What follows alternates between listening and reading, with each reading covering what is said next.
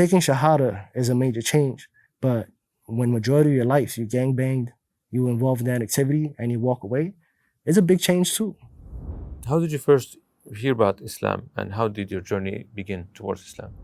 So when I first heard about Islam, I had another closest friend that I lost a little bit of contact with him. I knew him since pre-kindergarten, like as a toddler, maybe about 5 years old. I knew him. And I finally met up with him later on in the high school years. And he goes, yo, Mel, you gonna get yourself in some trouble.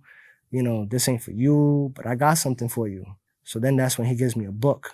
And it's a printed out book. And when I take a look at the book, you know, it has the 120s, the Supreme Mathematics, and I'm looking at it, I'm like, what is all of this?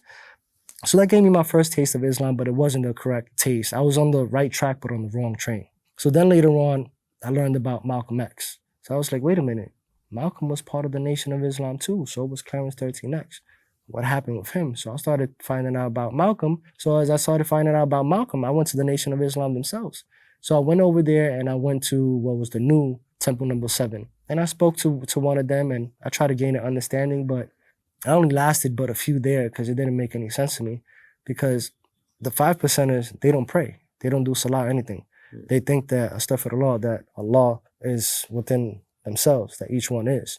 The Nation of Islam believes that each one is the same thing, but they make salah. So I'm like, but who are you praying to? Are you answering your own prayers? Like, this is not adding up to me. Again, logic. Same thing as I was a Catholic.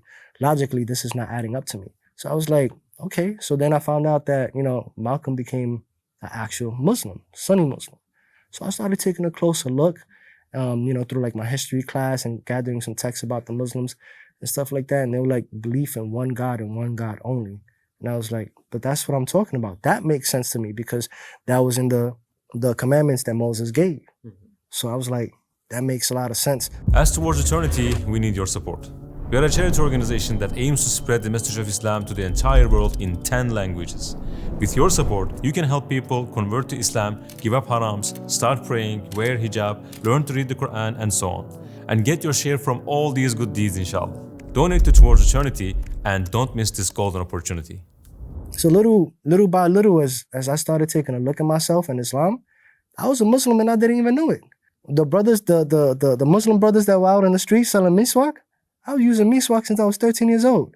And I didn't even realize it. Before I even took Shahada, I was on a miswak every day. I was raised that we eat with our right and clean with our left. So I'm like, that sounds familiar to me, don't it? So there was a lot of things in Catholicism that I learned that was in Islam as well too. So I was like, these are some similarities. Things are making sense. Things are adding up now. 1 + 1 is equal 2 here, or all of this. So things started adding up to me. So I started reading more about Malcolm. So once I read about Malcolm and he went and he did his Hajj, I was like, you know what? I can't make my Hajj, but you know what? It's time for me to take my Shahada. So I started doing some searching around, like, where do I even do this at?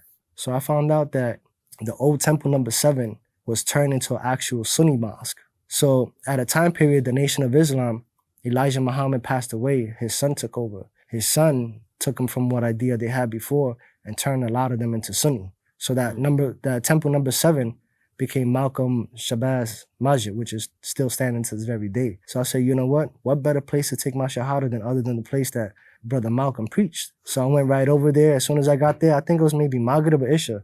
I walk in and I'm looking at him and I'm like, all right, I got to find somebody who's the Imam, but how can you tell who's the Imam?